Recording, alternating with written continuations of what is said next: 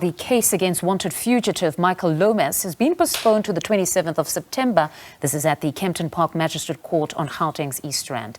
Lomas, who arrived at OR Tambo International Airport earlier today, has been formally handed over to the Hawks after being extradited to South Africa by SAPS Interpol SA.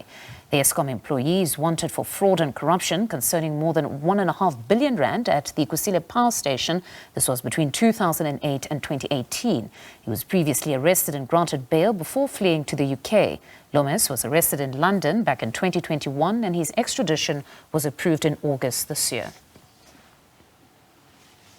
All right, for more on Michael Lomas, we're joined by SABC News reporter Hasina Gori. Good afternoon, Hasina. We saw scenes, I'm sure a number of people have seen the visuals of a very frail Michael Lomas being wheeled in at the airport, and now he's appeared. Talk to us about today's court proceedings. So, as you mentioned, the 77-year-old touched down in South Africa after many years of trying to avail and, block his extradition. The court found that despite him having medical conditions, that he was able to be extradited. And we saw a very quick process. What happened at the OR Tambo International Airport was that he was processed for 1.5 hours at the police station. And we were told by the Hawks that that was to ensure that when they got to the Kempton Park Magistrates Court, that the proceedings could be speedily done. It is a Friday, it was quite late in the court roll, that they just wanted him to have a first appearance. So we were unable to go into the courtroom, but we're told that he made that first appearance and he was formally charged. We believe it's 40 counts. These include money laundering, fraud, corruption, as well as the acceptance of bribes for his time and for the allegations that have been leveled against him for when he worked at Eskom, and specifically on the Kusile plant in Mpumalanga during the times of 2008 and 2018. We also understand that this is following a tip-off that came from an employee within Eskom in 2017 and led to this investigation and the unraveling, including the 4 others that are also facing charges with Michael Lomas. They've already been starting their trial process. Right now, Lomas will now join that. It's unsure yet when they'll have the joining of these cases. For now, he'll have to go through his process of a bail application, which we're expecting the next time he does go into court.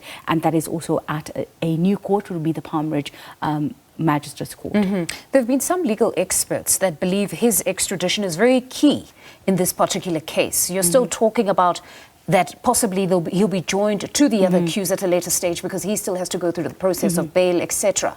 And that other case is now more at an advanced stage. Is it, or at least what are authorities saying, is it critical now that he is here physically? I think when we spoke with the police, Brigadier Atlenda Mati earlier this morning, she said this is a really pivotal point. They believe that the work that has been done by the investigations, by the NPA, have really brought a watertight case. And having Lomas here to answer for these allegations will just bolster that case.